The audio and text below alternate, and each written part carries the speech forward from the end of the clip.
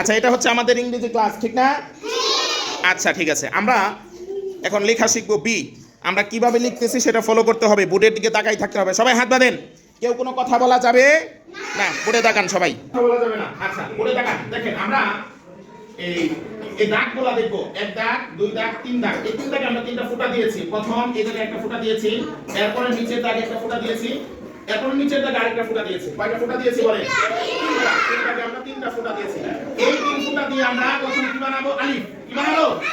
আচ্ছা, এই পাশের আওয়াজ নাই, এই পাশের আওয়াজ বেশি। কি বানাবো বলেন? আলিফ। আলিফ। আচ্ছা, এই আলিফের মাথা থেকে, উপরের মাথা থেকে এদিক থেকে ভুল করে এতটুকু নিয়ে আসবো। এখন কি হলো বলেন তো?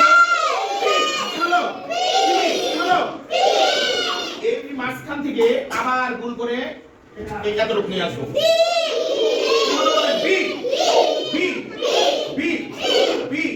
আচ্ছা, এখন আপনারা দাঁড়াবেন, আমি লেখা দিব। একজন একজন করে দাঁড়াবেন। আচ্ছা, দেখেন এই যে এই আলিফ দিয়েছি, আলিফ থেকে গোল গোল করে টান দিয়ে এতটুকু বি। হ্যাঁ, দেখেন দেখেন বি। লেখাটা যেন আমাদের মতো যেন হয়, সুন্দর হতে হবে। কেমন? প্রথম ছিল আলিফ, তারপরে কি বানাবো? কি। এরপরে আবার রাখি, দুইটা যেন সমান থাকে। সবাই দাঁড়ান, সবাই দাঁড়ান।